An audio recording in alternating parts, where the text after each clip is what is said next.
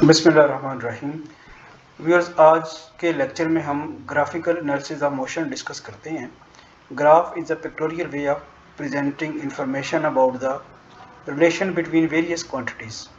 The quantities between which a graph is plotted are called the variables. One of the quantities is called the independent quantity and the other quantity, the value of which varies with the independent quantity, is called the dependent quantity. Graph जो है वो different variables को interlink करने के लिए एक pictorial वे है। जैसे आप यहाँ देखें, ये ग्राफ आपको नज़र आ रहा है, export of rice from 2001 to 2005। ये देखें, एक हॉरिजॉन्टल लाइन है, इसमें आपको वो ईयर्स बता रहा है, और एक ये जस्ट ये ग्राफ समझाने के लिए मैं आपको बता रहा हूँ आगे ग्राफ का तल्लुक मोशन के साथ, वेलोसिटी के साथ, एक्सेलरेशन के साथ कैसे है, ताकि आपको ग्राफ पहले समझ आ जाए ग्राफ रीड करना। 2001, 2002, 2003, 2004, 2005 ये हॉरिजॉन्टल लाइन जो है, यहाँ पे आपको टाइम नज़र आ रहा है, ईयर्स नज़र आ रहे हैं। वर्टिकल लाइन में एक्सपोर्ट इन मिलियन रुपीज़। तो 2001 में एक्सपोर्ट कितने मिलियन रुपीज़ की हुई, को बता सकते हैं आप? बताएं। 100 200 से कुछ ज़्यादा है, ठीक है, यहाँ सही पहुँचे आप। ये ग्राफ का हिस्सा था ना, तो ये 200 से कुछ ज़्यादा है। 2002 में 350, ठीक है, शाबाश, 350 मिलियन। इसी तरह 2005 में जो ग्रोथ है वो तकरीबन ये 300 से थोड़ी सी कम है। तो ये आपको समझ आ लिया कि में सबसे ज़्यादा किसमें 2000 किसमें सबसे ज़्यादा 2003 में सबसे ज़्यादा, बिल्कुल सही है। तो इसी तरह ये भी ग्राफ है। फिर आपको ये तो समझ आ रही, ग्राफ तो आपको रीड करना आता है। फिर यहाँ पे आप एक run score bye cricket team दिखाए जा रहे हैं ग्राफ में। ब्लू जो ग्राफ है, ये आपको नज़र आ रहे हैं कि ये ओवर्स हैं और ये रन्स हैं और ये विकेट्स हैं, जहाँ जहाँ डॉट्स लगी हुई हैं। तो ये आप ग्राफ से बड़े अंदाजे से देख सकते हो कि 10 ओवर तक उसके स्कोर्स कितने हैं, अराउंड अबाउट 50 लग रहे हैं, ठीक है ना, ये देख रहे हैं 50। इसी तरह 20 ओवर में जाके को 100 से 100 के करीब करीब है। इसी तरह 50 ओवर में जाके उसकी इनिंग जो ख़त्म हुई है वो 50 ओवर्स में 250 के करीब रन हैं। तो ये था, ये तो ग्राफ आपको आ गया। अब हम आते हैं अपने मोशन की तरफ। ये जो चैप्टर का एक्चुअली टाइटल हमारा आज के लेक्चर में, हमने ग्राफिकली इक्वेशंस ऑफ मोशन भी ड्राइव करनी है। अब ये है डिस्टेंस टाइम ग्राफ। जैसे इसके नाम से जाहिर है, डिस्टेंस टाइम ग्राफ। इसमें होगा ये कि हॉरिजॉन्टल लाइन जो होगी वो डिस्टेंस जो है वो पहला जो है डिस्टेंस टाइम ग्राफ, ठीक है ना। डिस्टेंस टाइम ग्राफ में हम क्या करेंगे, हॉरिजॉन्टल लाइन के अलोंग टाइम लेंगे और वर्टिकल लाइन के अलोंग हम डिस्टेंस लेंगे, ठीक है जी। ये हो गया डिस्टेंस टाइम ग्राफ। अब इस डिस्टेंस टाइम ग्राफ में हम देखेंगे कि वेलोसिटी किस तरह आती है। डिस्टेंस टाइम ग्राफ की जो वेलोसिटी है, it is useful to represent the motion of objects using graphs. The terms distance and displacement are used interchangeably when the motion in a straight line. वो कहता है जब मोशन स्ट्रेट लाइन के long हो तो फिर चाहे डिस्टेंस कहें या डिस्प्लेसमेंट कहें, ग्राफ में कोई मसला नहीं है, ठीक है। Similarly, if the motion is in a straight line, the speed and velocity are also used interchangeably. Graph में जब motion along the straight line हो तो चाहे वेलोसिटी कह दिया जाए चाहे स्पीड कह दिया जाए, तो वो कोई फ़र्क नहीं पड़ता, ठीक है। In a distance time graph, time is taken along horizontal axis while vertical axis shows the distance covered by the object. ये मैं भी आपको समझा चुका हूँ कि हॉरिजॉन्टल जो होगा ये टाइम है और वर्टिकल जो है वो डिस्टेंस है। अब मैंने आपसे एक सवाल करना है कि जब टाइम 0 सेकंड था तो डिस्टेंस कितना है? 0 सेकंड, तो हाँ जी, राउंड अबाउट 15 या 16 या 16 लग रहा है, ठीक है, या 15 चले, मिनट अगर है तो 15। जब टाइम 5 सेकंड था, ये सेकंड्स में है, देखिए ना, हॉरिजॉन्टली टाइम 5 सेकंड्स में है। जब टाइम 5 सेकंड था तो फिर डिस्टेंस कितना है? सेम है। 10 पे भी शाबाश, 15 पे भी सेम। तो ग्राफ तो आपको रीड करना आता है। इसका मतलब डिस्टेंस चेंज नहीं हो रहा, तो इसकी वेलोसिटी क्या होगी? 0। हाँ, rate of change of distance होता है ना स्पीड, तो डिस्टेंस चेंज नहीं हो रहा। तो फिर ये जो ऑब्जेक्ट है एट रेस्ट है, यानी ग्राफ से ही आपको पता चल गया, आपने खुद ही बता दिया कि चूंकि डिस्टेंस चेंज नहीं हो रहा, टाइम चेंज होता जा रहा है। टाइम तो नहीं रुकता ना, टाइम तो शुरू हो गया तो चलता ही जा रहा है, लेकिन वो बॉडी चूंकि डिस्टेंस चेंज नहीं हो रहा, बॉडी उधर ही खड़ी है, एट रेस्ट है, वेलोसिटी इसकी एट रेस्ट है। यही चीज़ उसने यहाँ पे आपको समझाने की कोशिश की है कि in the graph shown in figure 2.18 the distance moved by the object with time is 0, that is the object is at rest. Thus a horizontal line parallel to time axis on a distance time graph shows that speed of the object is 0. तो जब भी आपको horizontal line नज़र आ रही होगी इसमें, तो आप समझ जाएं कि फिर वो स्पीड क्या है, 0 है, डिस्टेंस चेंज नहीं हो रहा। अच्छा, अब object moving with constant speed. अब यहाँ ज़रा देखिएगा इस ग्राफ को बड़े गौर से देखने की ज़रूरत है। मुझे अब ये बताएं कि 5 सेकंड पे जो डिस्टेंस है उसका कितना है? 10। ये डिस्टेंस 10 मीटर है और 5 सेकंड पे 10 सेकंड पे कितना है? 20। 15 सेकंड पे 30 और 20 सेकंड पे 40। तो ये इक्वल इंटरवल्स ऑफ टाइम पे डिस्टेंस इक्वल आ रहा है ना, तो फिर ये यूनिफॉर्म वेलोसिटी होगी। ये जो ग्राफ है ना, ये लाइन जो नज़र आ रही है, ये वाली, ये वेलोसिटी शो कर रही है, और ये यूनिफॉर्म वेलोसिटी की याद है क्या थी डेफिनेशन उसकी, या यूनिफॉर्म स्पीड की क्या डेफिनेशन थी? If the distance covered in unit time, तो वेलोसिटी की डेफिनेशन है इक्वल इंटरवल्स ऑफ टाइम में इक्वल हो, equal distance is covered in equal intervals of time. तो वो आपको नज़र भी आ रहा है कि इस इंटरवल में भी जितनी वेलोसिटी है, जितना डिस्टेंस आया, अगले इंटरवल में भी उतना डिस्टेंस आया। तो यही वो चीज़ यहाँ पे बताया जा रहा है कि distance time graph showing constant speed. The speed of an object is said to be constant if it covers equal distance in equal intervals of time. The distance time graph ये जो show कर रहा है 2.19 is a straight line. Its slope gives the speed of the object. ये बड़ी important चीज़ थी कि जब distance time graph होगा, यानी time horizontally और distance vertically होगा, तो ये जो slope है इसकी, ये उसकी किस चीज़ को रिप्रेजेंट करेगी? स्पीड को। स्लोप कैसे निकालते हैं भला? पॉइंट बी की अगर हमने स्लोप निकालनी हो तो कैसे निकालेंगे? स्लोप होती है rise divided by run. Rise क्या है? ये वीडी, ठीक है, और रन क्या है? O D. रन जितना आप यहाँ से यहाँ तक गए वो रन है, ओ डी, और राइज क्या है? जितना आप ऊपर गए, बी डी। तो B D over O D. B D वैसे किसको रिप्रेजेंट करता है? डिस्टेंस को। बी डी हाइट है ना ये वाली, ये डिस्टेंस को रिप्रेजेंट करता है। और ओ डी किसको रिप्रेजेंट करता है? जितना वो है, टाइम। तो B D over O D, distance over time किसके बराबर होगी? स्पीड। अब ये तो आप समझ नहीं रहे हो। B D over O D जो है वो स्पीड के बराबर, B D over O D जो है वो स्लोप है, और वही स्पीड है। वैसे स्लोप निकालनी है तो कैसे करते हैं? Rise over run. ये स्लोप है, और इसका जो राइज है वो चूंकि डिस्टेंस था, और इसका जो रन था वो चूंकि टाइम था, लिहाजा ये जो स्लोप बनेगी वो क्या बनेगी? स्पीड। तो क्या समझ के आई कि डिस्टेंस टाइम ग्राफ में जो स्लोप होगी that will give you the speed. भाई ये आपको समझाना था डिस्टेंस टाइम ग्राफ में। जी नेक्स्ट अब देखते हैं जरा स्पीड ऑफ द ऑब्जेक्ट। यही चीज़ मैं सारी आपको समझा चुका हूँ ऊपर। Speed of object, slope of line A B जो कि है डिस्टेंस ई एफ और time C D. E F देख लो कैसे है, ये ई एफ यहाँ से लेके यहाँ तक वो बता रहा है। ए बी की स्लोप जो है, पॉइंट ए बी की स्लोप। अब वो फिर क्या हो जाता है आपका, वो ये भी ले सकते हैं पॉइंट ए से बी तक अगर आप लाइन का टुकड़ा लेते हैं तो तब भी हो सकता है कि इसमें राइज क्या होगा? राइज होगा ई से लेके एफ तक, और रन क्या होगा? ई से लेके ए तक।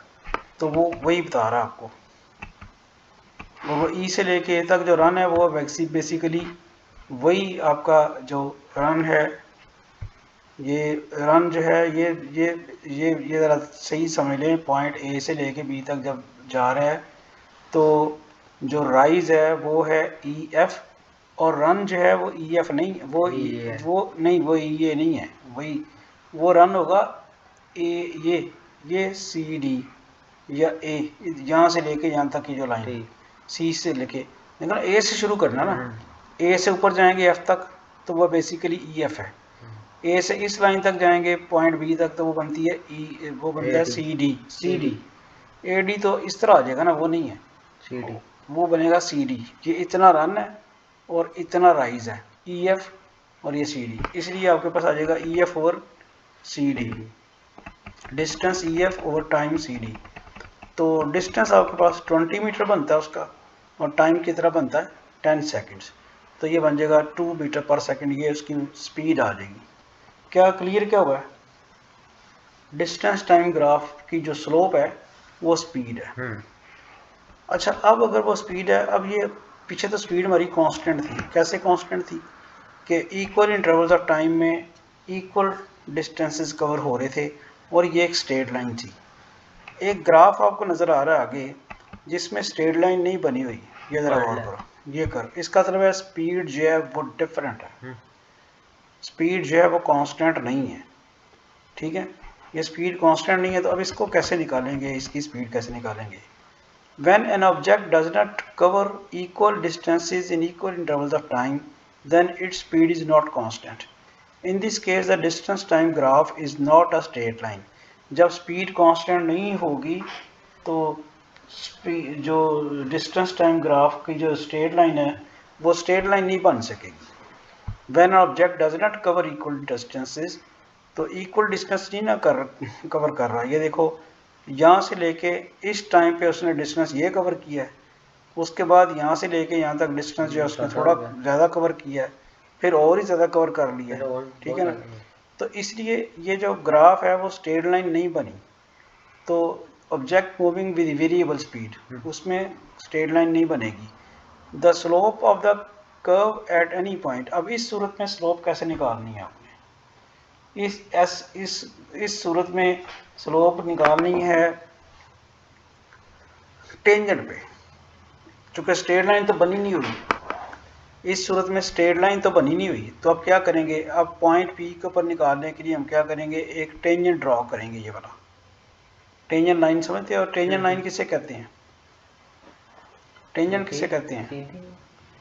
सीधी को नहीं, उसे कहते हैं वो पॉइंट पी के ऊपर स्ट्रेट लाइन जो टच करती हुई गुजरे। टेंजेंट किसे कहते हैं?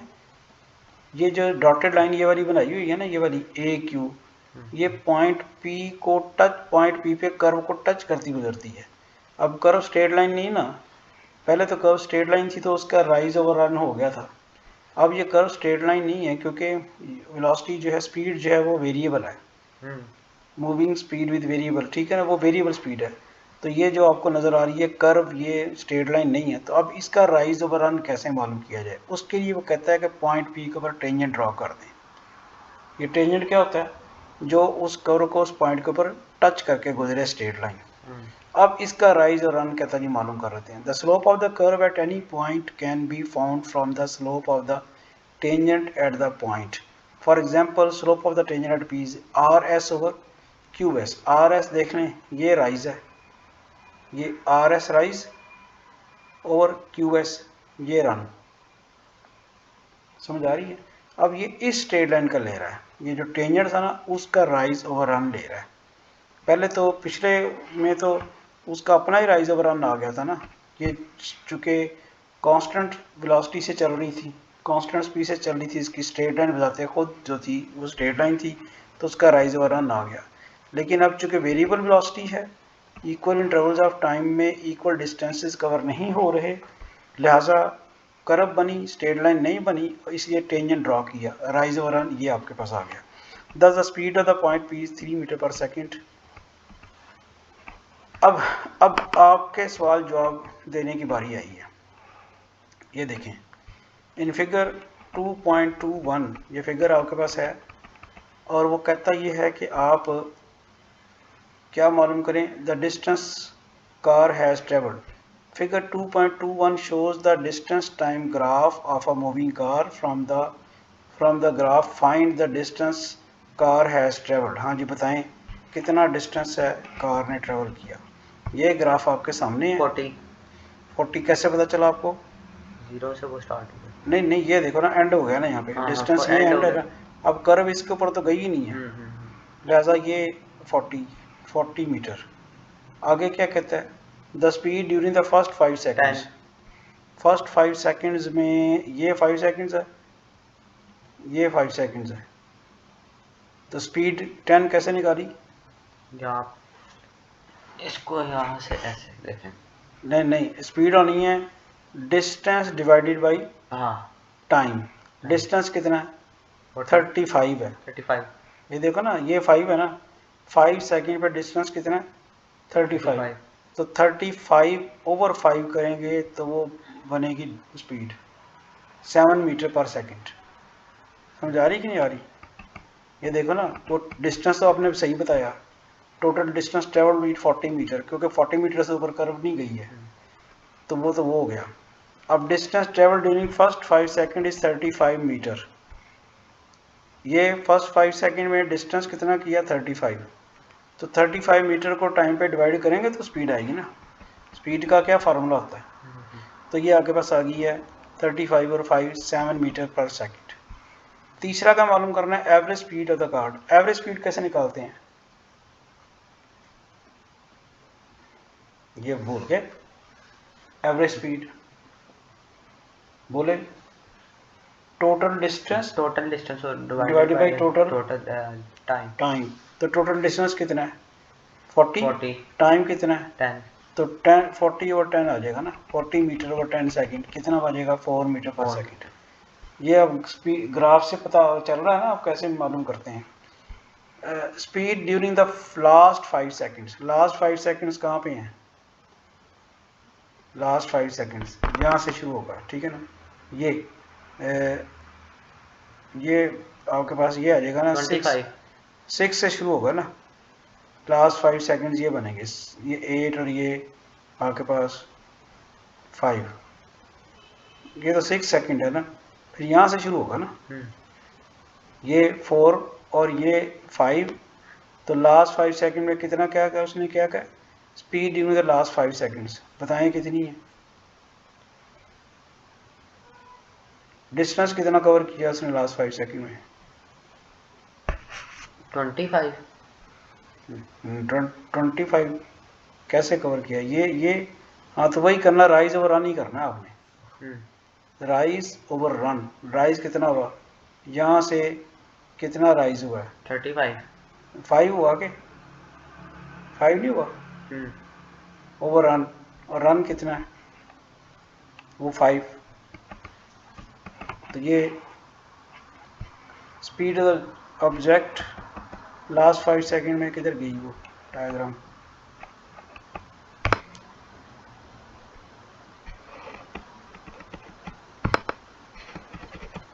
चल क्यों नहीं रहा? चलिए इस तरह चला लेते हैं। ये देखिए,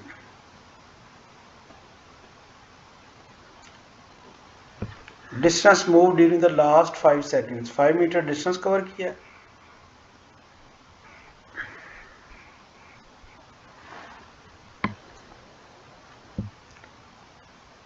five metre over 5 second 1 metre per second. यही मैं आपको बता रहा था कि यहाँ अगर इसको गौर करें तो डिस्टेंस उसने कवर किया कितना?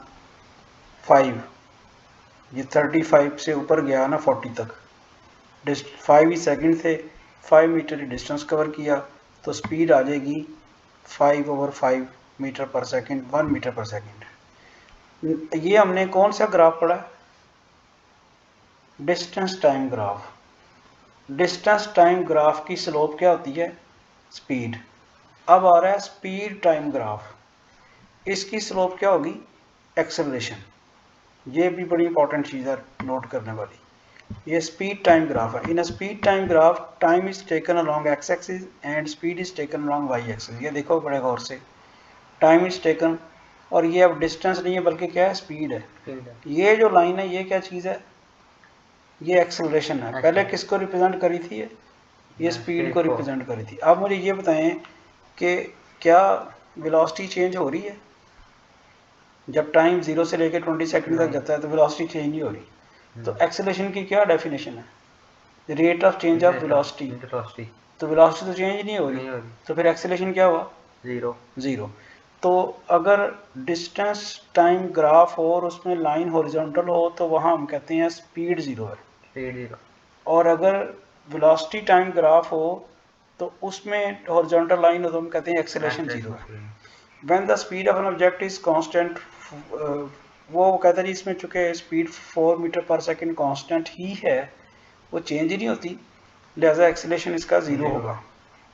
अब इसी चीज़ को आगे लेके चलते हैं ज़रा।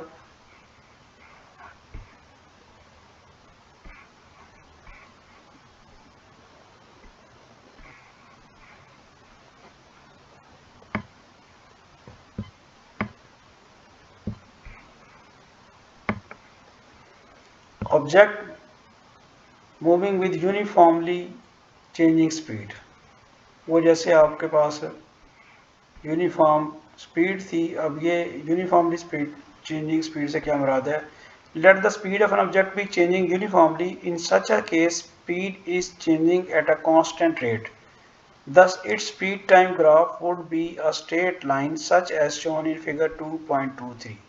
इस केस में फिगर 2.23 जो आपको नजर आ रही है,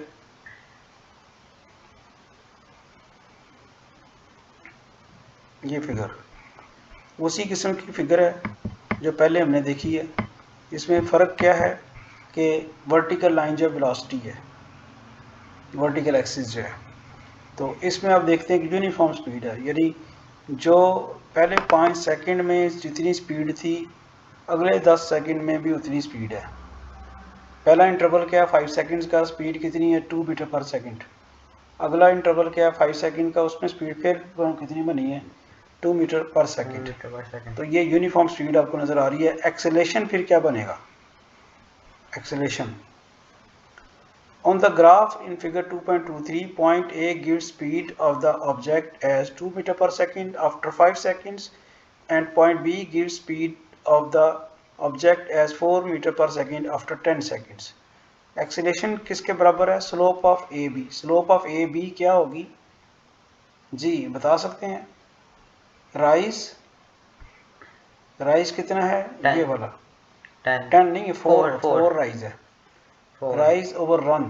तो ए से बी तक जाते वक्त क्या होगा राइज, वो राइज इतना होगा 5 to 10 2 to 4, तो 4 - 2 हो जाएगा ना, राइज तो इतना रह जाएगा ना। ये देखो ये डिफरेंस जो है, यहाँ से लेके यहाँ तक राइज कितना होगा 4, ये देखो यहाँ से लेके यहाँ तक 4 है, यहाँ से लेके यहाँ तक 2 है। तो फिर क्या करेंगे, टोटल 4 में से ये 2 सब्ट्रैक्ट कर देंगे तो ये राइज बच जाएगा। और रन कितना होगा, यहाँ से लेके यहाँ तक रन 10 है और यहाँ से लेके यहाँ तक 5 है, 10 - 5 5 रह जाएगा। तो ये बन जाएगा आपके पास 4 metre per second minus 2 metre per second divided by 10 second minus 5 second. तो ये आपके पास बन जाएगा 2/5.4 मीटर पर सेकंड स्क्वायर। एक उस ऊपर पर सेकंड था और एक आपके पास नीचे सेकंड आ गया। अभी तक क्या कंक्लूड किया, डिस्टेंस टाइम ग्राफ की स्लोप स्पीड होगी, स्पीड टाइम ग्राफ की स्लोप एक्सेलरेशन होगा। शाबाश, कुछ आपको ग्राफ तो पहले रीड करना आता था, मेरा ख्याल ये चीज़ें नहीं आती थी शायद। Speed time graph,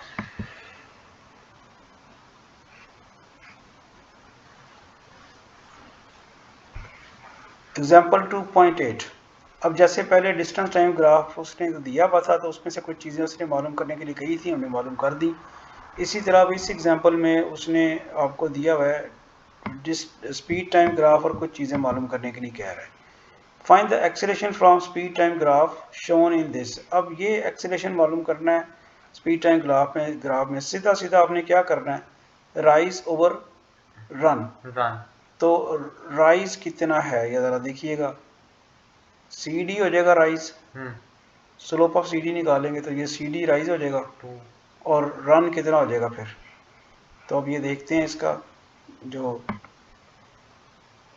the graph in figure 2.24 shows that the speed of the object is decreasing with time। ये नज़र भी आ रहा है आपको। अब जो इसका एक्सेलेरेशन नज़र आएगा ना, ये जो ये रेड कलर की लाइन आपको नज़र आ रही है ना, ये इससे इस तरफ जा रही है ना, इससे पता चल रहा है कि ये डिक्रीज आएगा, और स्पीड में डिक्रीज है, स्पीड डिक्रीज हो रही है ना। देखो ना ज़रा इधर देखो, जब 0 सेकंड था तो स्पीड कितनी थी 6 मीटर पर सेकंड, 5 सेकंड पे आया तो स्पीड कितनी रहेगी 4 मीटर पर सेकंड, 10 पे स्पीड कितनी रहेगी 2 मीटर पर सेकंड, और 15 पे कितनी रहेगी 0 मीटर पर सेकंड। तो स्पीड डिक्रीज हो रही है, और इस केस में एक्सेलरेशन जो है वो डिसलेशन आना है, पता ना, रिटार्डेशन, नेगेटिव एक्सेलरेशन।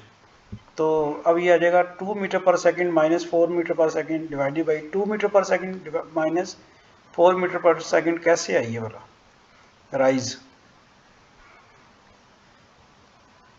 और उसके बाद 10 माइनस 5, ये आप बताएं ज़रा। स्लोप ऑफ सी डी की बात करें ना, तो राइज ओवर रन, तो क्या हो गया, इनिशियल कौन सा था इस वक्त, फाइनल ये बनता ना 2, ऊपर से नीचे इधर इस तरफ आ रहे हैं ना, स्पीड कम हो रही है ना, तो 2 metre per second minus 4 metre per second divided by 10 minus 5, ये रन तो उतना ही है। तो राइज हुआ नहीं है बल्कि डिक्लाइन हुआ, नीचे आया ना, जरा देखो ना, ये इधर से ऊपर जा रहा था तो राइज होता, अब तो ये ऊपर से नीचे आ रहा है। तो जो 2 metre rate of change of speed ही करनी ना हमने, फाइनल स्पीड इस वक्त क्या बनेगी 2 मीटर पर सेकंड, और इनिशियल स्पीड कितनी बनेगी -4, वो 4 बनेगी ना, 2 में से 4 निकालेंगे तो चेंज आ जाएगी, चेंज इन स्पीड।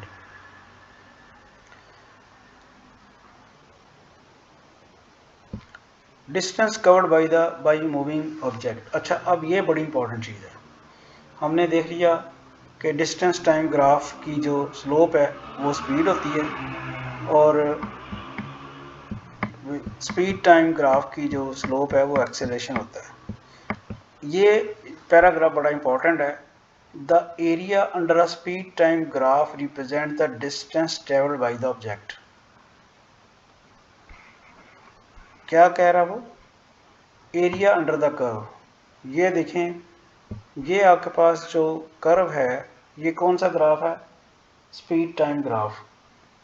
इसमें ये कर्व है, इसके अंडर जो एरिया है ना वो distance covered by the particle है, area.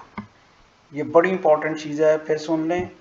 The area under a speed time graph represent the distance travelled by the object.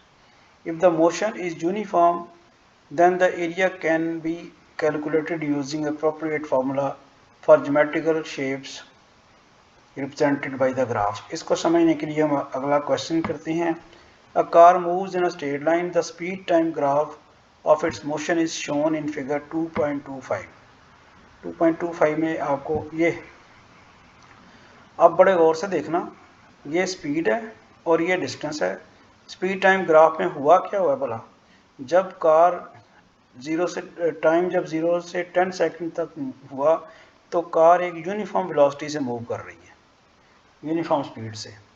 10 second पे बाद जाके जो उसकी जो स्पीड है वो 16 मीटर पर सेकंड है, और 30 सेकंड तक वो उतनी ही रहती है। 30 सेकंड तक वो क्या कर रही है, 16 मीटर पर सेकंड ही रह रही है। यानी यहाँ एक्सेलरेशन है, ये स्लोप जो है ये एक्सेलरेशन है, और यहाँ पे अब चूँकि वेलोसिटी चेंज नहीं हो रही, एक्सेलरेशन ज़ीरो होगा, और उसके बाद क्या हुआ है कि वेलोसिटी कम होनी शुरू हो गई है। तो यहाँ पे 35 सेकंड पे जाके वो ज़ीरो हो गई है वेलोसिटी, और ये जो यहाँ बी से लेके सी तक जो है सिलसिला, जो कर्व है उसमें रिटार्डेशन होगा। ठीक है, अब ये पूरा ये जो रेड कलर की आपको कर्व नज़र आ रही है, जो शेप नज़र आ रही है, इसके नीचे जो शेप बनी है ना, उसका जो एरिया है वो distance covered by the particle है। अभी उसने क्या किया था, distance travelled by the object, कहाँ कैसे आता है, एरिया अंडर द कर्व। अब आपके पास जो कर्व बनी हुई है ये बनी हुई है बेसिकली, ये शेप। अब मुझे ये बताएं कि इसका एरिया कैसे निकालना है। ये शेप अगर गौर से देखो तो ये तीन चीज़ों पे है। एक ये वाली ट्राइंगल है, एक ये क्या है रेक्टेंगल है, और एक फिर ये ट्राइंगल है। इसका मतलब हमें इस ट्राइंगल का एरिया निकालना है, इस रेक्टेंगल का एरिया निकालना और इसका एरिया निकालना है। इस रेक्टेंगल का एरिया बड़ी आसानी से निकल सकता है। ये राइट एंगल ट्राइंगल है, 1/2 बेस इंटू एल्टीट्यूड। इस रेक्टेंगल का एरिया लेंथ इंटू ब्रेड्थ। इस ट्राइंगल का एरिया, फिर ये भी चूंकि राइट एंगल ट्राइंगल है इसलिए इसका भी एरिया 1/2 बेस इंटू एल्टीट्यूड आएगी। अच्छा, वो ये कह रहा है ये car moves in a straight line, the speed time graph of its motion is shown in figure 2.25. Find from the graph find क्या क्या करना है, its acceleration during the first 10 seconds। हाँ जी, फर्स्ट 10 seconds ये हैं। एक्सीलेशन कैसे आना है, राइज ओवर रन। राइज कितना है 16 ओवर 10, तो क्या आ जाएगा 1.6 मीटर पर सेकंड स्क्वायर, ये एक्सीलेशन आएगा। The deceleration of deceleration during the last 2 seconds, ये जो लास्ट 2 सेकंड में जो उसका रिटार्डेशन आया वो आपने मालूम करना है। वो कैसे अब मालूम होगा, राइज ओवर रन। तो कितना राइज कितना है, राइज तो डिक्लाइन ही है। फाइनल कितना है, इनिशियल कितना है, ये आपके पास जो है इनिशियल और ये आपके पास क्या है फाइनल। फाइनल 0 हो जाएगा ना, तो 0 माइनस इनिशियल कितना है 16 पॉइंट डिवाइडेड बाई 2। तो इसका भी आंसर देख लेते हैं। ये बात क्लियर हो रही है कि नहीं हो रही।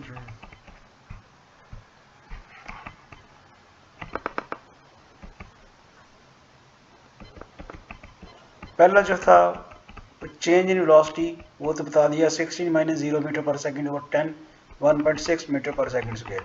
और जो रिटार्डेशन है वो क्या हो गया 0 माइनस 16 डिवाइडेड बाई -8। ग्राफ अब दोबारा बताऊं, 16 माइनस 0 माइनस 16, ये फाइनल है ना, और ये इनिशियल है जब ऊपर से आ रहा है। तो ये डिस्टेंस है। Total distance travelled, total distance travelled क्या होगा भाई, टोटल डिस्टेंस ट्रेवल्ड तो इन सबका एरिया निकालना है। इसका एरिया कैसे निकलेगा 1/2 into 10 into 16, 1/2 base into area. और इसका क्या निकलेगा 30 माइनस 10 क्या बनता है 20, और हाइट कितनी है 16, 20 इंटू 16। और इसका क्या निकलेगा, इसका हाइट वही 16 है और नहीं ये 2 है ना, 1/2 इंटू 2। इस ट्रायंगल का एरिया, इस रेक्टेंगल का एरिया प्लस इस ट्रायंगल का एरिया, ये डिस्टेंस आएगा। Average speed of the during journey, average speed तो आपको निकालनी आती है, किस तरह निकालेंगे average speed, total distance divided by total time. Time कितना है 32 सेकंड्स। डिस्टेंस अभी हम निकालेंगे सम ऑफ एरियाज, तो तब जाके निकलेगा। चलें वो भी देखते हैं। टोटल डिस्टेंस आ गया, एरिया ऑफ द, उसने वो ट्रेपीजियम निकाल लिया हुआ, वो जो मैं कह रहा था उसकी बजाय उसने area of the trapezium. Area of the trapezium क्या होता है वो बताए, ट्रेपीजियम क्या होती है नहीं पता। देखो जिस तरह मैं कह रहा था तब भी नहीं पता, ट्रेपीजियम होती है 4 साइडेड फिगर। ट्रेपीजियम पता क्या, 4 साइडेड फिगर जिसकी 2 साइड्स पैरेलल हैं। अब ये 4 साइडेड फिगर कैसे बनेगी, एक साइड ये होगी, एक ये होगी, 2 तीसरी ये होगी और चौथी ये बीच में डॉटेड लाइन नहीं छोड़ेंगे, लेंगे हम। टोटल का एरिया निकालना है। अब ट्रेपीजियम का एरिया पता किसका बराबर होता है 1/2 sum 1/2 into sum of parallel sides और डिस्टेंस बिटवीन पैरेलल साइड्स, ये इसका एरिया होता है।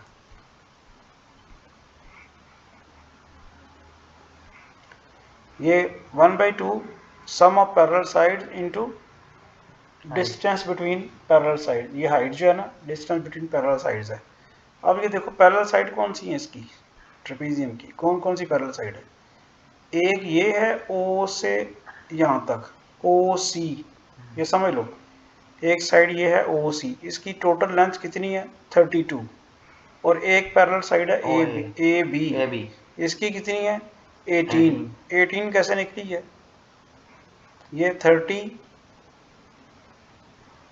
यहाँ तक 30 थी ना,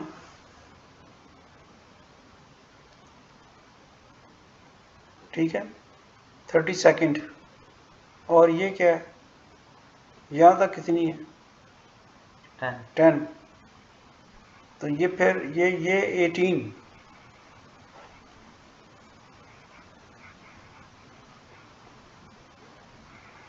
थर्टी फोर,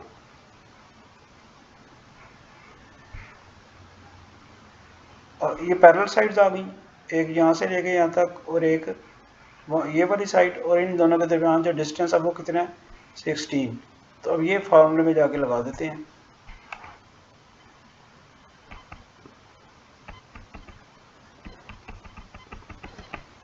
एटीन प्लस 30, ठीक है, इंटू 16, तो वो 384 मीटर आ गया।